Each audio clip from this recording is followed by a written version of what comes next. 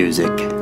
It is everybody's best friend. I mean, it is there for you whenever you need it, no matter what mood you're in. Whether you're having just an absolute amazing day, whether you're cripplingly sad or madly in love, or even if you're being a complete jerk, music will be there for you. And bringing us in was Beethoven's Moonlight Sonata. And I saw one writer refer to this as a profound meditation of the soul. And how appropriate is that? I mean, who of you can't listen to this piece without going on some sort of journey? I think it's appropriate that our second podcast is about music. The subtitle of our podcast is A Journey into Modern Day Parenting. And in our first podcast, we did a little bit of time traveling. And now, what could be better than music to further us on our journey? Who of us doesn't hear a song and immediately get swept away to a time or a feeling or an experience? I mean, it's truly unique in how remarkably powerful it can be in calling up vivid feelings and memories. Of all the artistic mediums, music is the one that is a part of everyone's life and in a major way. I mean, especially these days, right? Not everybody is into painting or poetry or reading or movies, but pretty much everyone loves and relates to music. And some of our most famous people on the planet are musicians, and for good reason. I mean, we consume music on massive levels. I was reading that a recent study showing that people nowadays listen to about 4.5 hours of music a day, or over 32 hours a week of music.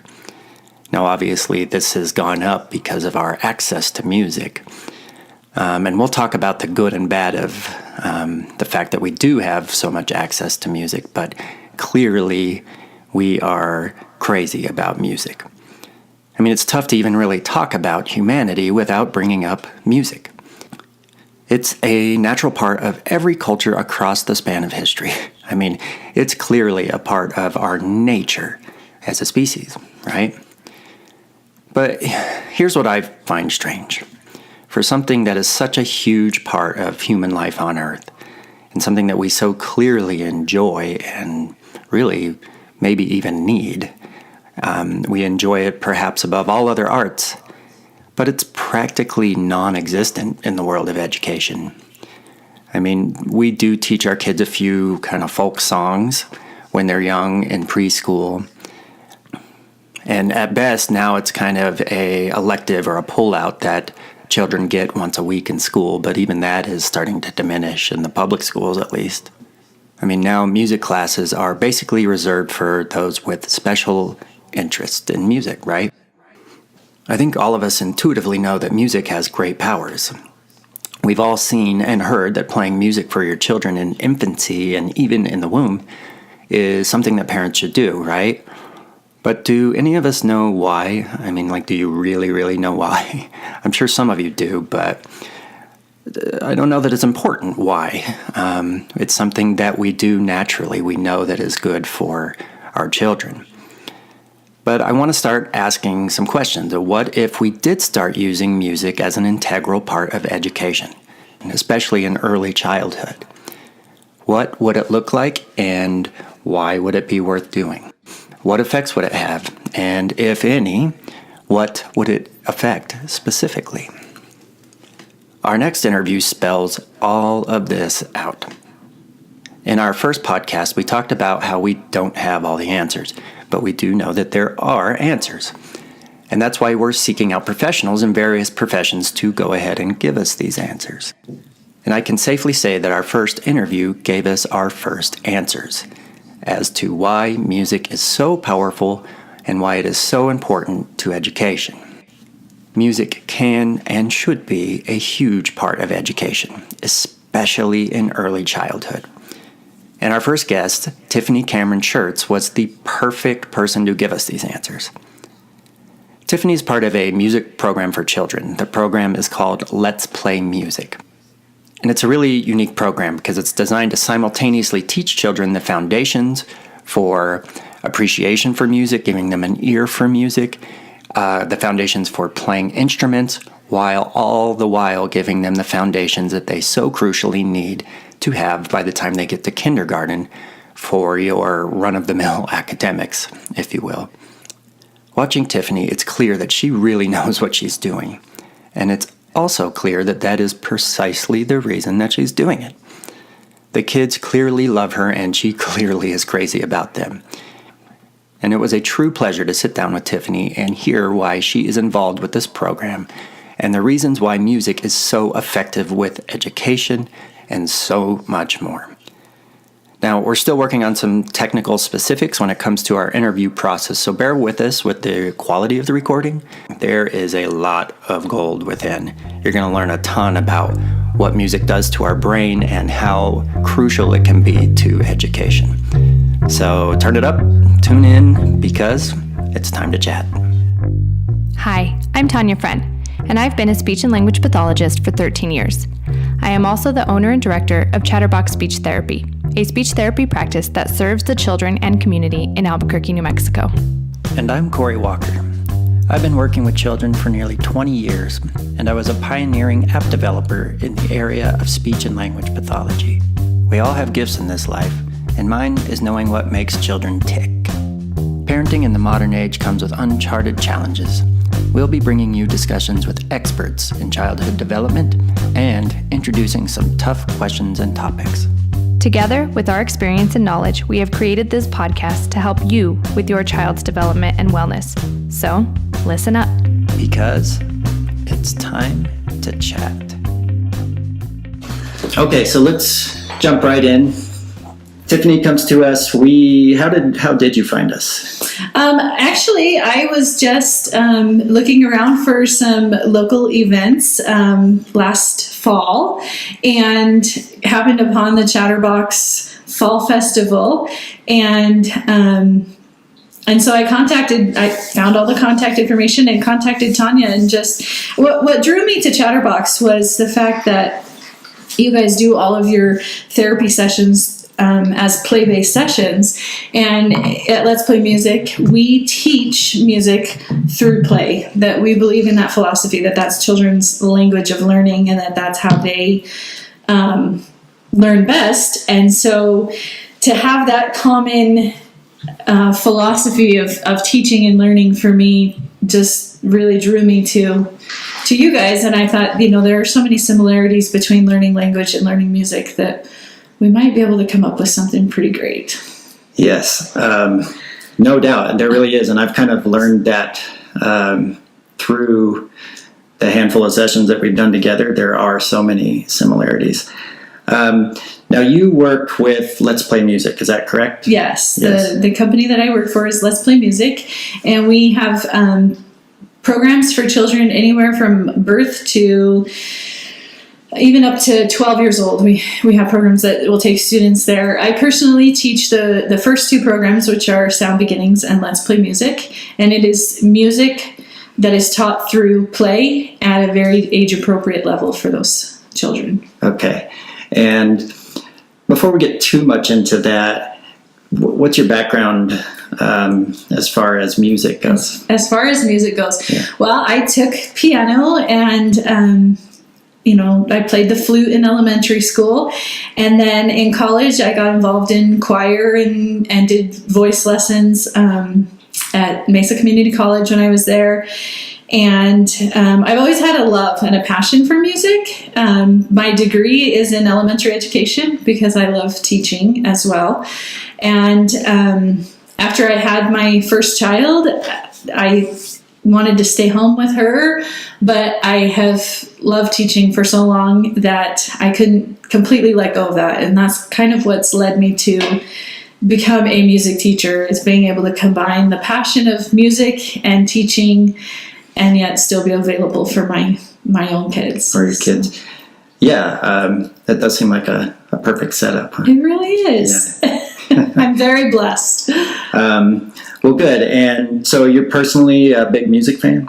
I love music. I come from my grandmother is a very accomplished pianist and has taught piano even at the collegiate level.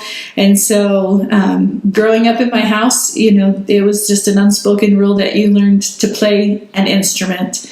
My dad learned to play several because he couldn't decide and ultimately settled on drums, which his mother doesn't always consider an instrument, but he's a very good drummer, and so music was just a big part of my life growing up. And it was. Yeah. Okay. Music really is, it sounds a little cliche, but it is kind of the universal language, right? It is. I think everybody loves music in some form or another. They do. We find that folk music especially, every culture has certain music that fits their culture and that's passed down through the generations in their culture, and that those are the best ways to teach children by using their folk music from their culture and their language. And so we incorporate that in all of our classes and our... I wanted to I was looking, see if I can pull up here, and we will link to the Let's Play Music website.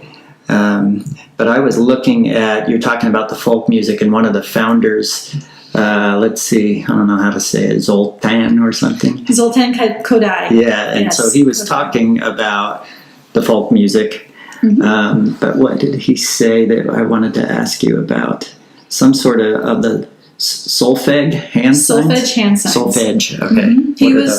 He was one of the first founders, I guess you could say, and he took the hand signs and applied them to teaching music to children. And so, like in class, when we sing a major scale and we do do, re, mi, fa, sol, la, ti, do, and we have these hand signs that start down near our belly button and build up to our head to help reinforce that our pitches are going in that same direction as we sing, and that we're assigning a hand sign to help children's brains sort through those different pitches, that they really are different and that they mean something different. Wow, that's very interesting. And you couldn't obviously see her doing the hand signs. Maybe we can link to, I'm sure there's something on YouTube with those. We use, as speech and language pathologists, what we call cued speech. And they are hand signs that go along with certain sounds that we make. So that's interesting. And they're very highly effective, by the way. And so that's interesting that you guys also use hand signs, like those physical movements, to go along to teach kids. Yeah. It's interesting because even if you were to go to, oftentimes solfege is used even at like the high school and collegiate levels when they're learning to sight sing a piece. So when they come upon a new piece, a lot of times with like regional music competitions and things like that, a piece of that is sight singing a piece that they've only had for a few minutes, and they have to learn it and sing it. And a lot of times that's done through solfege because they're looking at those pitch relationships. They know where to find do, and then they can sing from there without having to get caught up on the words of the song. Ah, very cool. Yeah, so there right there is another kind of similarity between learning music and learning language and speech as well. Absolutely.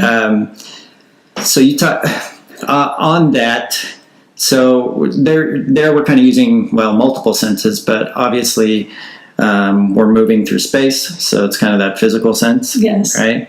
And then obviously hearing. One thing that you guys are really big on is incorporating as many senses as possible. Absolutely. The more senses that are involved in learning, the better a child learns. We all have a primary way that's easiest for us to learn. Some people are auditory learners. Some people are kinesthetic learners where they have to experience and do in order to, and have that physical action in order to really cement something in their brain. Some people are visual learners where they need to see it, they need to read it. And so we all have, as humans, we all have kind of different ways that we learn.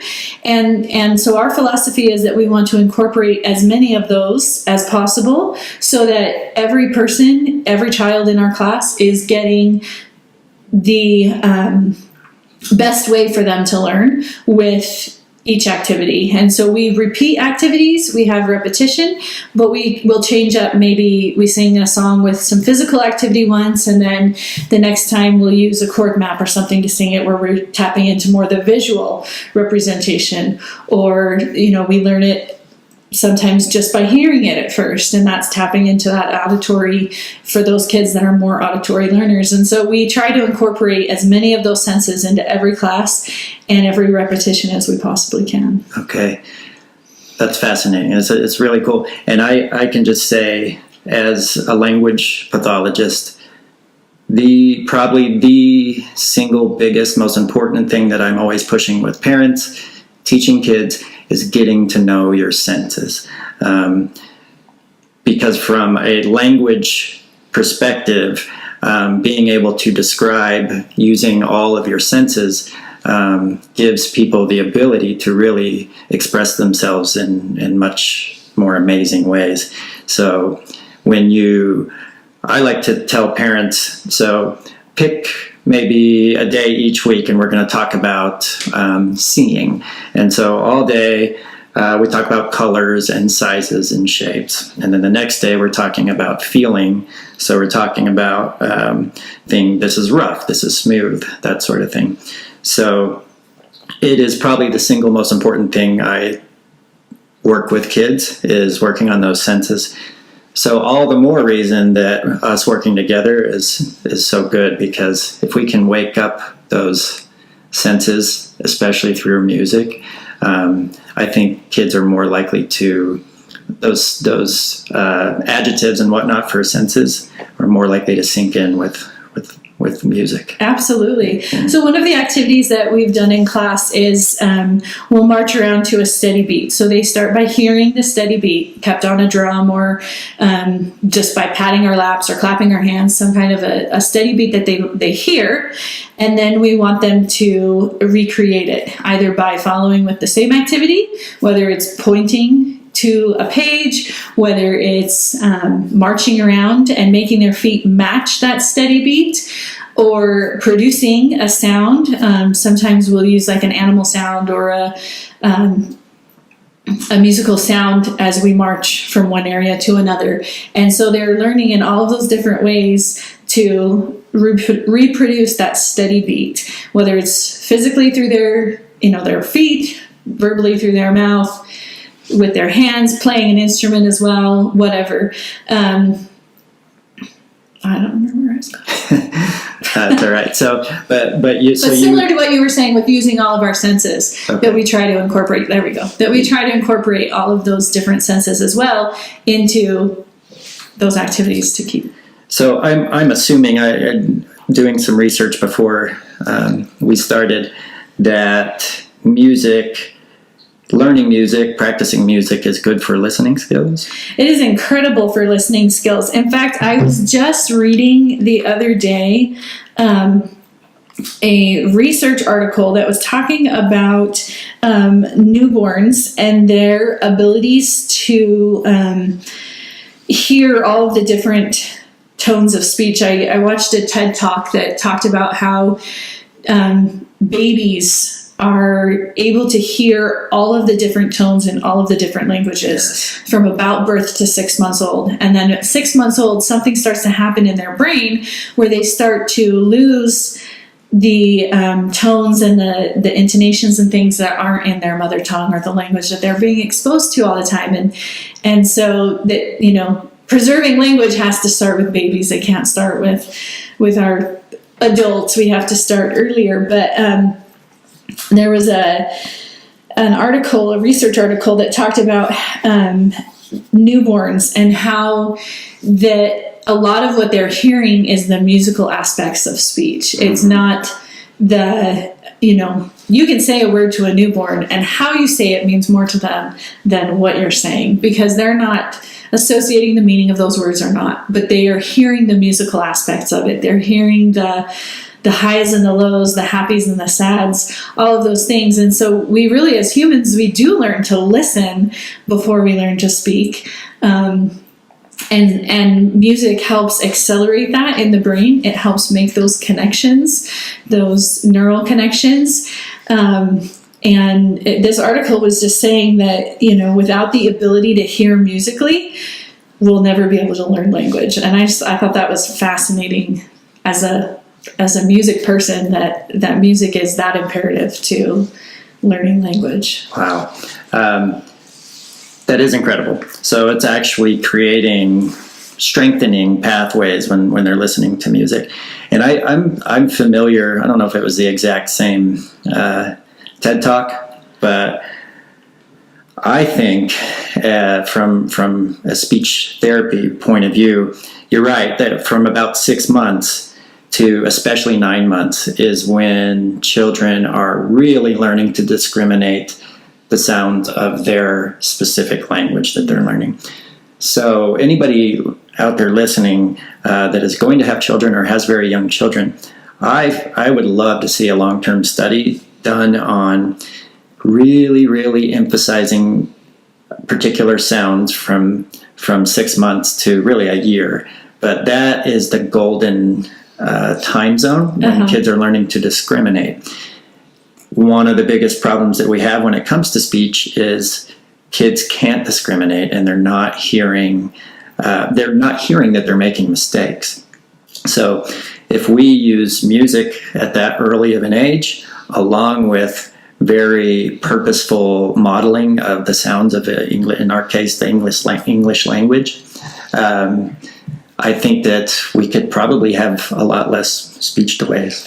Yeah, I think the early intervention, I think, is something that we hear a lot, but even so, I think people look at early intervention as 2 to 4, right? And yet our intervention needs to be starting so much earlier.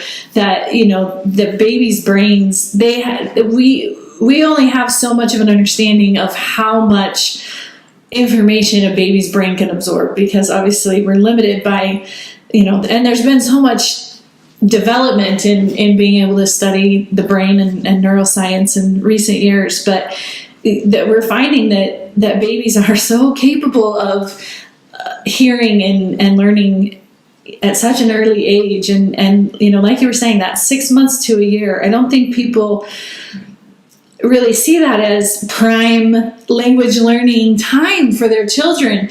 And yet, I've seen it in my classrooms where kids who start young, who start at 6 months old or earlier as a sibling coming with an older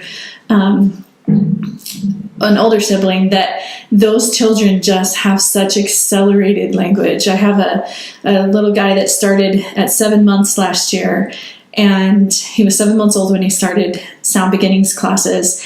And by the time we finished in May, he was speaking in word phrases at less than 18 months, Wow. 18 months old. But he could look around my house and he could point to a fan and say fan, and he could point to a book and say book. And he knew what those items were, and he was already expressing. And in talking to Mom, she said, I debated whether to come back for a second year, but she said, I just see so much of his speech that I attribute to being in music class and being able to hear all of those different sounds and things. And I just think that I can't not. And so they're coming back for a second year, which is great. But I see, that's just one example of, and yet at 7 months old, he wasn't talking when he started, he wasn't even producing sounds at 7 months old. And yet in that, 9-month period of classes, how much his brain grew and how much he grew, and how incredible, that is. And so early intervention needs to start much earlier than we're starting now. There's research literally that, children in the womb. Yes. So, in fact, Zoltan Kodály that you were just referencing, once he was asked when musical training should start for a child, and his answer was 9 months before the birth of the mother. So saying that, that music is passed down from generation to generation, but if we as adults don't hear it and don't sing it, it doesn't ever make it to that next generation. And so it's, you can never start too early. Yeah.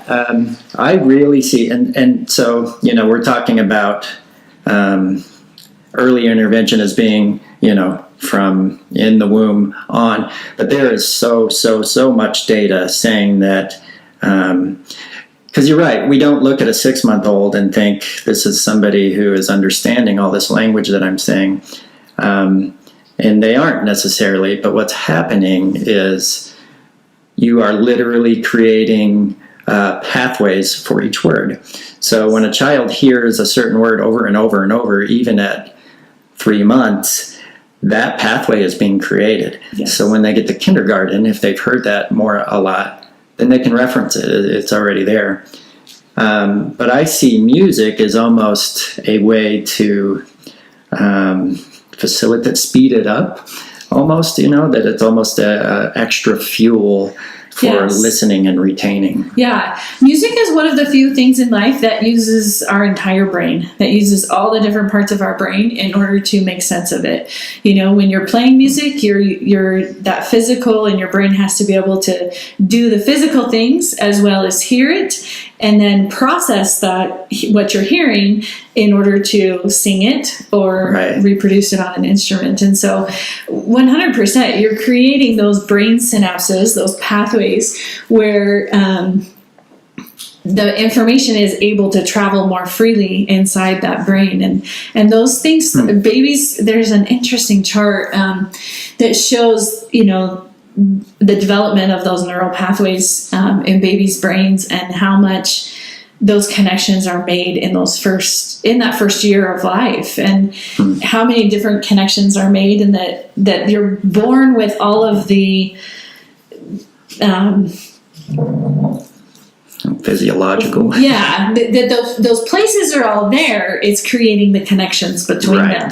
That's what is growing and learning. And the connections that aren't used are lost. That's right. And your brain absolutely discriminates between what it needs and what it doesn't need. Right. And so the earlier we can introduce all of those different things to babies and to children, the stronger those connections are, which means information is much more easily able to move around in their brain and to process from their brain to the other parts of their body. Yeah, it's making language and listening more second nature as they get older, because the pathways are so strong. Yeah. Right. So talking on that, I was looking another thing about. Well, there's just learning and listening to music, but it's specifically for learning how to play an instrument. It says training to play instrument is believed to increase gray matter, which, for those who don't know, gray matter, it's essentially muscle for the brain, if you want, for a lack of a better term.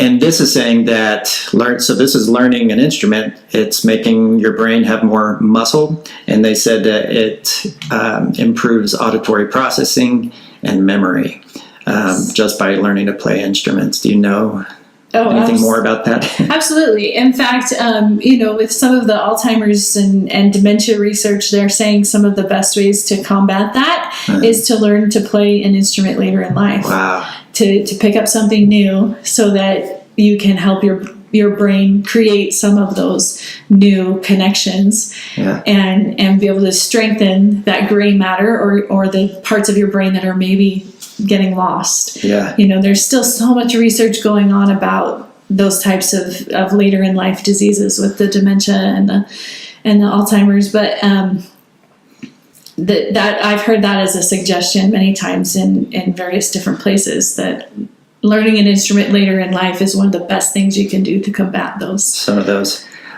So I read that, and I also read that it's, just music in general is especially good for children who were premature.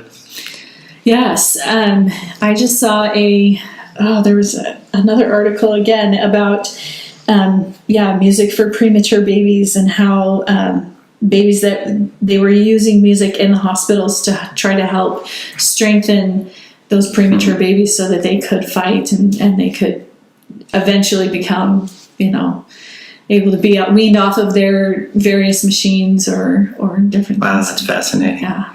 Yeah, it's just such a gift. I was also reading it. I mean, music literally releases dopamine, right? It does. It makes you happy. Yeah. It makes you happy. And with that, I think music is a great way to experience feelings too. That, oftentimes when we're feeling a certain way, whether it be happy or sad or angry, there are certain songs or certain musical elements that come to mind. One of the things that we do in classes, we use classical music to help make sense of those feelings. And so we are looking at different classical music songs, and we put characters to them, or we put dance moves to them, simple dance moves. Like today in class, we were pretending to be elephants and dancing to this classical music, and what parts sound like the elephant's trunk going up and what parts sound like the elephant walking,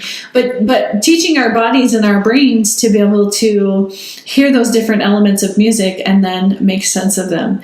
And I think that with feelings, a lot of times people have a song they love to listen to when they're feeling good and life is great and they're feeling happy. There's that song that comes to mind for most people. Absolutely. As well as when you're sad and life is hard, there's a different song usually that comes to mind that you just really relate to. And sometimes it's a new song that you hear, sometimes it's something that you grew up with, just depending on your experiences. But so often, people are able to make sense of their emotions through music, Yeah. whether it's hearing music or playing music or,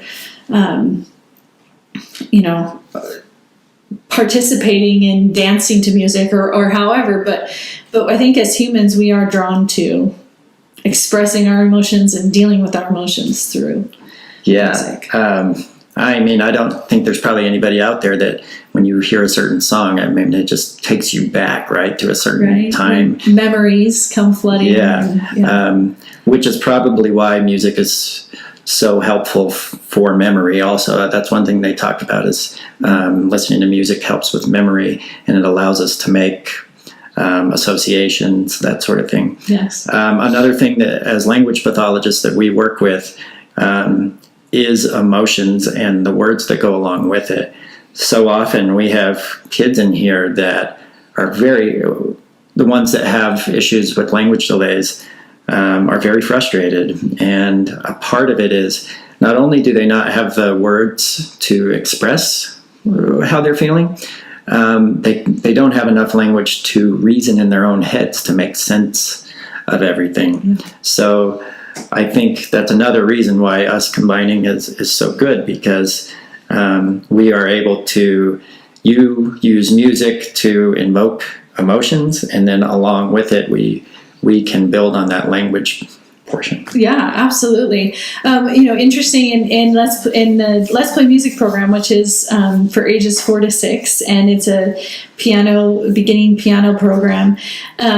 When we teach the major and minor tonalities, we actually label them as happy and sad to begin with. Wow. And I know that's not specific just to our curriculum. There are many curriculums that label it that way, but being able to help those children understand that, some things sound more fun and peppy and happy, and sometimes things sound more sad and slow and or minor, and so we label it as happy and sad before we label it as major and minor. And so it really relates to them, and they can make sense of that. Wow. So, and that's so interesting how we just intuitively know something sounds sad and something sounds happy. This is a happy song and this is a sad song. And, Wow, that's really powerful. Does this do you feel that certain people are just born musically inclined? Good question. I do think some people are born musically inclined, and it's probably because of the experiences that they've had. Honestly, as in womb, if a child comes from a musical family where music is an important part of their life, and they are exposed to it in womb, then they're going to be more able to create music later on in life. But we also know that exposure to music can trump born talent. That when a person or a child especially is exposed to music at the right time, when their brain is primed and ready to learn it, they can do so much more and come across as a talented or innate musician, when really it was just that they were exposed to music and learning music at the right time. That's really interesting. In fact, I think it says something about that on your website. It does, like, this kid is so naturally talented, but really they were just exposed to it. It was exposure, that we know it comes from exposure to good quality music education at the right time. Wow. I think we all intuitively know how important and helpful music is. But being able, I think, to point at things from a neurological perspective, like we have, I think hopefully that's helpful to a lot of people. It isn't just something that makes you feel good. It can literally make you a better learner and a better somebody who is more in touch with their feelings. It's just so heavily important. It is. And, ultimately music is fun. I was just reading an article the other day that was talking about millennials and how millennials are not singing to our children anymore. We're not singing lullabies to our children at night anymore. And I don't know if that's because we have music so readily available, with our Alexas and our Amazons. We can just say, Alexa, play me a lullaby, and there it goes, whereas even 20 years ago, if you wanted music, it was much harder to have. Oh, that is a really fascinating. And that is having an effect on our children and their abilities to create music, and that we're kind of in a sense losing some of our culture in that way, because we're not passing down those folk songs. We're not sitting down with our children at night and singing the lullaby that our mothers sang to us and that their mothers sang to them, because we can pull something up on the electronic device and play it there. And then you can look at, what types of things like shows like American Idol, which is great and it has its place, or, America's Got Talent or whatever, but kind of what that's doing to us as a culture with music and presenting that you're either a really great singer or you're a really terrible singer. And if you're not a really great singer, then you must be a really terrible singer, and so you just shouldn't sing. Just don't do it. And that's, it's sad to see the effects that's having on our culture, because music is such a great way to bond those generations, and I think we're losing that because of some of those great technological advances or fun shows to watch, but maybe we're losing the perspective of how important. I'm so glad that you brought that up, because really so much about why we're doing this podcast is a journey for parents about how modern day life is changing us and affecting our children. And one of our big things here through this podcast and in the clinic is, how do we get back to basics in the modern world? And what you were just saying is, I think, quite profound, and I think you're right. It's so available to us that we don't sing anymore. And so anybody listening that has children, I think that's something really profound to take in. Still sing to your kids, Sing them lullabies. Yes. That's one of the great things about like the classes and our classes that we do here together, is that those parents are involved and that they're getting tools like a CD or things like that to be able to take home and use in their life. But our hope is also that the parents are learning those songs and the children are learning those songs, and that there's authentic experiences happening at home as well. With my own children, they love to hear my husband sing, and they love it when he makes up silly songs or changes lyrics to songs. And you know, my husband's not a singer. He's not a he's not tone deaf, but he's not like a, you know, he's not going to get up and perform in front of anyone either. But my kids don't care, you know, the kids don't care how good it sounds, or, you know, they love to hear his voice, and they love to interact with him in that way. And so that's one of our hopes, is that we're giving the parents these tools to be able to go home and then create those authentic experiences through music with their kids, whether it's singing the songs that they've learned in class, or making up funny songs, you know, to go along with the songs they've learned in class. That's however that works with their families, but to kind of bridge that gap and to bring those families together. And I mean, on so many levels, it's good to do that. One thing I kind of question is, are we harnessing technology, or is it harnessing us? And I think that it's fine if you have Alexa, that's great. Harness it, but also sing along and get your kids. Get up and dance with them. If you're not comfortable singing, that's, you know, let's dance with our kids. Let's interact with them instead of just turning on the song and walking away, or you know, doing something else. You know, take those few minutes and have a dance party in your living room. And one thing I did a video once, maybe we can link to it in this too, about using imagination and humor, and why goofing off with your kids and being silly and using your imagination isn't a waste of time. It's actually making them better learners and overall better, you know, members of society. Absolutely. Absolutely. That's why play is such a huge part of our curriculum and our classes, and that, you know, we need as adults to kind of let go a little bit of our adultness and be able to be silly with our kids. You know, that when you take the shoe and you put it on your head, and, you know, this is a good hat, and your kid's like, no, it's a shoe. You know, they know that it goes on their feet, but they're learning that, as well as, you know, sometimes it's okay to be silly, and it's okay to have fun, and we can still learn and grow while we're doing that.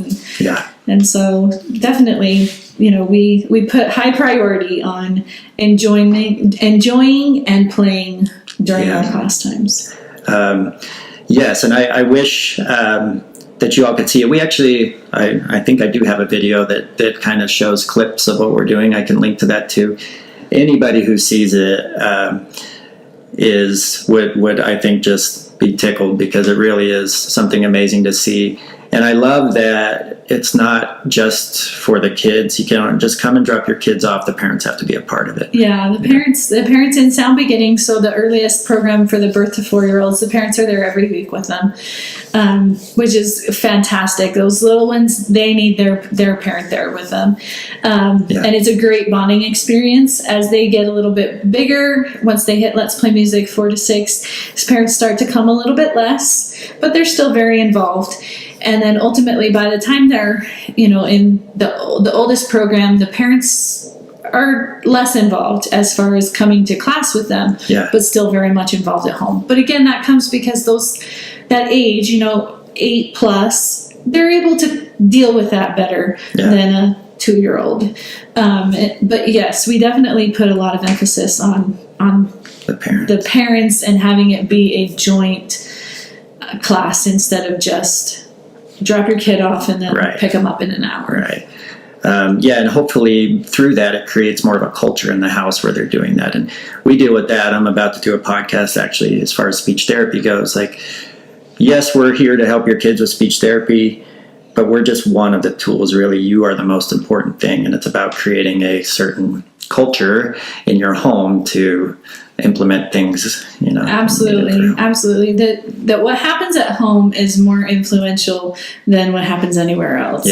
And as a teacher, I saw that, you know, that the kids who would come to my classroom and the things that were reinforced at home, those children had so much more of an advantage than the kids who, you know, nobody sat to do homework with them, or nobody was home after school with them, or whatever. And I think as parents, it's hard because we live in a world where there are so many demands on us and so many things that require our attention, and we don't always have control over every circumstance. But whatever, I always encourage my families in my classes that whatever time you can put towards it is going to benefit your child, and you're going to see those. You're going to see the payday. It's going to happen. It's going to come. But it's all about how much you put in. You're only going to get out of it what you put into it. Yeah. And I think it's important that people know that, yes, we all are super busy and difficult, and, some of us have happier days than others, that sort of thing. But even the little bits do matter. It may not seem like it in the moment, but even the little things you can do, they sink in. Yeah. They really do. The kids' brains, as we have talked about some, they are magic, and things sink in. Yeah. A few minutes a day can make all the difference if that's all you have. So, one more thing, I don't want to keep us here but too long, but I wanted to ask, is there some research about music in general, but your class specifically, as far as helping children read? Is it music and language, and then also with literacy, that language and literacy go hand in hand. Yes. That usually strength in language also correlates to a strength with reading and literacy skills. So we in our Sound Beginnings program, that's one of our big focuses, I guess you could say, is language and literacy skills, teaching letter names, teaching sounds. We use the synthetic phonic sounds, so they're not adding on a inflection at the end of their M sound. It's a instead of a ma. Right. Yeah, which you guys know as speech and language pathologists. Yeah. But from an education standpoint, we found kindergartners going to kindergarten and having a hard time reading because they had those inflections on the end of their letters. So they'd go to read the word mom, and it was ma-ah, ma-ah. Yeah. Ma-ah, ma. And you're like, no, it's Yeah. And so something that simple as cutting off those, those up and downs at the end of our letter sounds can make a huge difference in affecting those literacy skills. And so we use music as our mode to teach those, but we definitely focus on those individual literacy skills. We work on tracking left to right on a page. Oh, yeah. We work on, top to bottom, left to right. We do a letter of the day, and we point to individual pictures so that they're correlating that this picture has this meaning, this picture has this meaning, which then transfers over to reading. This word has this meaning, starts with letter sounds and then is put them together to make words. And so it's kind of building those neural pathways, those abilities in their brain to be able to make sense of all of that kind of stuff. And so, there's a huge, so much research out there about literacy and how music helps to improve. Yeah, I've seen through the classes that I've been a part of, like you guys will sing the alphabet, and then you go and you sing how it sounds, each letter. Yeah, I found that really interesting. Any other last things you'd like to say? Just don't sing with your kids. As a music person, that's probably the biggest one. Don't be afraid to let loose and have fun with them. And it doesn't matter if you're the best musician out there. Yeah. Kids don't care. They just enjoy being with you and experiencing things with you. And so, and come try a class with us here at Chatterbox sometime. Yeah. Really come check it out. It is so fun to watch. And I just watch it also break down barriers. The kids have such a fun time. And when they're relaxed and having fun, it's so much easier to learn. So absolutely. Thank you. It's been a real delight. Thanks for just having me. Just getting to know you and having you a part of this clinic. I really do think it's a a match made in heaven. It is. Yeah, I'm so happy mine to have met you and Tanya and to be working with you guys. So thanks right. for allowing me. Yes, thank And you. that'll do it for our second podcast here at Time to Chat. Thank you all so much for listening. If you want to follow up on some of the things you heard about in this podcast and actually read even more into some of the things we talked about, music and childhood development, head over to our website, timetochat.org, and go to the podcast section. We'll have all kinds of good links for you. And as always, please feel free to drop us a note with any information you might have. Thank you.